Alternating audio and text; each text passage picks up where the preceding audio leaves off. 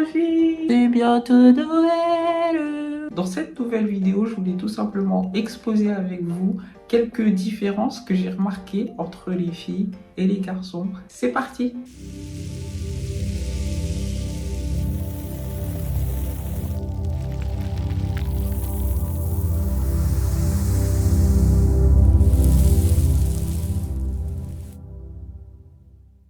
Donc pour ceux qui ne me connaissent pas, je m'appelle Elisabeth, je suis une rappeuse, donc allez écouter ma musique, c'est là ou là, et aussi une femme transgenre. Donc je pense que je suis bien positionnée pour parler des différences entre les garçons et les filles. Bon, je vais pas vous prendre pour des cons, on va commencer sur un truc assez simple. Bah, la différence déjà principale entre un homme et une femme, c'est qu'un homme c'est un homme, une femme c'est une femme. Il y a les chromosomes XY et les chromosomes XX. Jusque là, on est ok. Ensuite, ça se répercute aussi sur le corps humain. Donc un corps masculin va développer un sexe masculin, donc un pénis avec des testicules.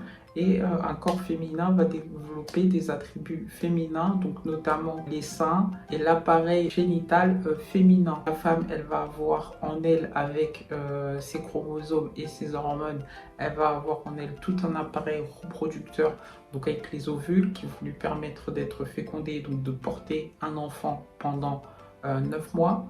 Là où un homme, il va pas avoir ces appareils reproducteurs-là, lui, sa manière de se reproduire, ce sera à travers ses testicules et ce seront les spermatozoïdes qui devra injecter dans la femme. Donc jusque-là, je vous ai seulement fait un cours de vie, de science, de trucs, mais au moins comme ça, on est sur les basiques. Du fait d'être dans le corps d'un garçon et tout, je pense que je ne remarquais pas tant que ça tous ces trucs que les femmes subissent. Moi, je vous en ai pris à peu près 10, une bonne dizaine, pour pas vous prendre la tête avec tout ça. Au niveau social, j'ai grave des trucs à dire. Les femmes n'ont pas les mêmes diktats sociaux que les hommes. C'est incroyable. Il faut tout simplement le vivre pour vraiment comprendre la teneur de ça. Mais en vrai, quand tu es une femme, même en 2024, c'est bizarre, mais on attend un petit peu de toi que tu sois beaucoup plus au foyer quand même qu'un homme lambda, je dirais. Ça, je pense que c'est le plus gros diktat qui pèse sur les femmes, c'est le diktat de la beauté, de l'esthétique. Genre, il faut toujours que tu sois apprêtée, que tu sois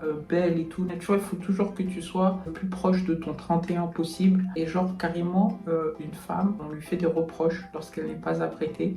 Même souvent pour des situations un peu lambda. On va pas se mentir, c'est dur à vivre parce que ça coûte de l'argent, ça prend du temps. Et puis finalement, on s'en fout. Il y a des comportements limite qui sont interdits un petit peu pour une femme. En 2024, je pense que pour le comportement, on pourrait accepter qu'il y a un comportement genre neutre, tu vois, c'est juste le comportement de quelqu'un. Ça, après, c'est un diktat qui ne pèse pas que sur les femmes. Par exemple, un homme, je pense qu'au niveau du comportement, il vit dans une plus grande dictature. Les hommes, ils sont soumis à ce qu'on appelle la masculinité toxique. Ils se classent entre l'alpha, alpha, zeta, oméga, bref, vous connaissez l'hébreu, l'égyptien. Et le summum, c'est d'être un mâle alpha avec tous les comportements et les styles de pensée d'un mâle alpha. Un homme, tu vois, il va avoir une vie très difficile s'il est efféminé, par exemple. Par exemple, un homme, il peut pas trop faire de trucs comme ça avec ses mains. C'est mort, c'est mort. Il va direct être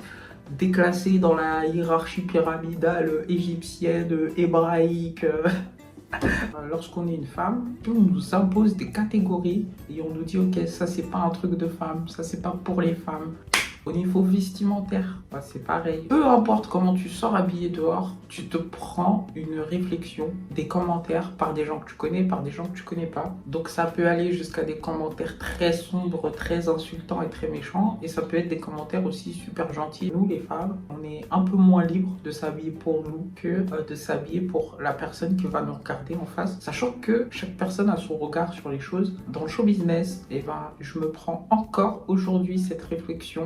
Par exemple, on me dit ouais, t'es super belle, t'es super mignonne et tout, mais c'est dommage que tu sois pas plus sexy, que je montre pas plus de peau, plus de chair, que je sois pas habillée plus sexy. On parle souvent de OnlyFans. J'ai pas OnlyFans, les gars. Voilà, comme ça c'est dit. Ça, c'est des trucs qui arrivent pas aux mecs. Et je trouve ça vraiment dommage que dans le showbiz, en fait, tu sois sommé de perdre ta vertu, de te dénuder, d'être une salope. Pourquoi personne n'en parle jamais? Vous avez déjà retiré un soutien-gorge après 8 heures avec, les gars. Vous avez déjà passé une journée entière avec un soutien-gorge, mais quand tu le retires, t'as l'impression de retirer une armure. T'es sous-côté de dingos. Parfois, c'est peut-être plus jouissif de retirer ton soutien-gorge que de faire pipi alors que ça fait 2 heures que t'attends. Moi, je dirais que les femmes, elles sont pas trop écoutées. Ça, c'est un truc que j'ai remarqué. Une femme, on va beaucoup plus lui couper la parole. Lorsqu'elle va commencer un argumentaire, on va beaucoup plus regarder ailleurs, s'en ficher de ce qu'elle dit, etc. Une femme, ça ne peut pas crier, ça peut pas être énervé, ça peut rien dire, tu vois. C'est un peu comme si tu devais être sage et gentille. En fait, sois belle et tais-toi un peu, c'est un peu ça. Genre, dès qu'une femme, elle se met à crier, en fait, même si elle a raison, tu vois, elle sera forcément catégorisée de hystérique. Dès qu'on commence à crier, dès qu'on commence à être énervé, à élever un peu le ton, on est directement dans une catégorie, c'est bon, elle est folle. Il y a au niveau un petit peu coquin, au niveau hormonal, justement, et ben moi, ça, c'est un truc que j'ai remarqué. Autant avant, je dirais, j'avais pas forcément d'attirance envers les mecs et tout, nanani. Quand un mec, il est beau, et ben genre ça déclenche un truc en nous, tu vois ce que je veux dire? Mais genre à l'intérieur de toi, tu vois, ça déclenche un truc. Lorsque t'es une femme tout court, il y a des petits mots que tu peux pas dire et des petites expressions que tu peux pas dire. Tu peux pas dire « Ah, je suis grave chaude ». Par exemple, si on te dit, ça te dit on va au ciné samedi, on va voir Spider-Man, tu peux pas dire ouais, je suis grave chaude. Tu vois, parce que ça a direct une connotation double. Quand t'es une femme, il y a trop de conversations, trop rapidement, ça devient trop bizarre. Et t'es là en mode ah ouais, genre ok, la nuit, c'est compliqué pour une femme. Genre, je dirais, après 21h, une femme, ça peut plus prendre les transports en commun toute seule. Sinon, c'est genre Jumanji. Et j'ai l'impression que lorsque t'es une femme, si t'as la chance d'avoir les moyens, j'ai l'impression que passer 21h, c'est soit tu rentres à pied parce que t'habites pas trop loin et t'as grave peur et tout, soit tu rentres en taxi, VTC, etc. Sachant que même le taxi, VTC, c'est pas super sécure. Moi, par exemple, je crois qu'on m'a déjà suivi 2 ou 3 fois dans la rue. Le soir, parce que genre on m'interpelle, je m'arrête pas et on me suit. Lorsqu'il y a des réceptions, des trucs comme ça, et ben même quoi qu'il arrive, j'ai l'impression que la femme, elle est préattendue à être l'hôtesse. Je trouve que ça fait quand même une position très inférieure de la femme, et ça c'est pas normal, ça pourrait être l'homme. Alors je dis pas que l'homme ne fait jamais l'hôte, mais ça c'est un truc que j'ai trop remarqué pour être allé chez des gens, pour avoir moi-même fait des réceptions, des trucs et tout.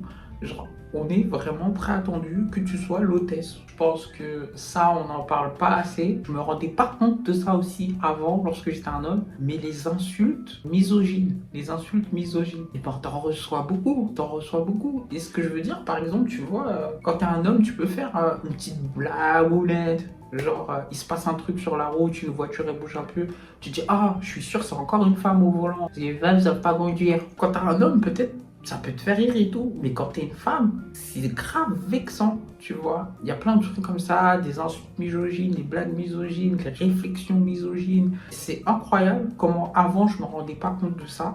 Et là, je me rends compte que ça existe et je me rends compte que ça fait partie du quotidien. Et surtout, je me rends compte que c'est aussi bien les hommes que les femmes. Alors là, les deux, on est tous fautifs, tu vois. Même moi, je dis des trucs misogynes, je me rends même pas compte. Les gens, ils font des réflexions misogynes, hommes ou femmes, comme je vous dis, hommes ou femmes, ils s'en rendent même pas compte. Des fois, j'écoute des femmes parler et je me dis, mais tu te rends compte que tu parles comme une femme de la condition des années 1950. Mais elle s'en rend pas compte. Et en fait, je me dis, c'est tellement ancré dans la société, ces trucs misogynes, le patriarcat et tout, que genre même les femmes, elles le font sans s'en rendre compte, tu vois. Mais quand t'es une femme, bah du coup tu te rends compte de tout ce truc de misogynie et tout, bah c'est chiant. Diktat vestimentaire, mais par exemple, le fait de pas avoir de poils. Les poils sous les bras. Moi les poils sous les bras, je vais pas vous mentir, je les rase à peu près toutes les 2 semaines, 3 semaines. En fait, je les rase quand je les vois, tu vois. En fait, les poils sur le corps en général, une femme ne peut pas être poilue. Sauf que les gars, les poils, c'est naturel. En vrai, ce qui est bizarre, quand ils pensent, ce qui est bizarre, c'est de ne pas avoir de poils. Les poils, c'est naturel. D'ailleurs, si on a des poils et qu'on a des poils sur certaines parties du corps, ces poils, ils sont là pour nous protéger, pour protéger notre peau. Donc, en fait, vous nous mettez en danger de nous demander d'être imberbe tout le temps. Donc voilà les petits frangins, je pense que c'est un peu tout ce que j'ai noté un petit peu dans les différences hommes-femmes. Franchement, j'ai essayé d'être assez exhaustive.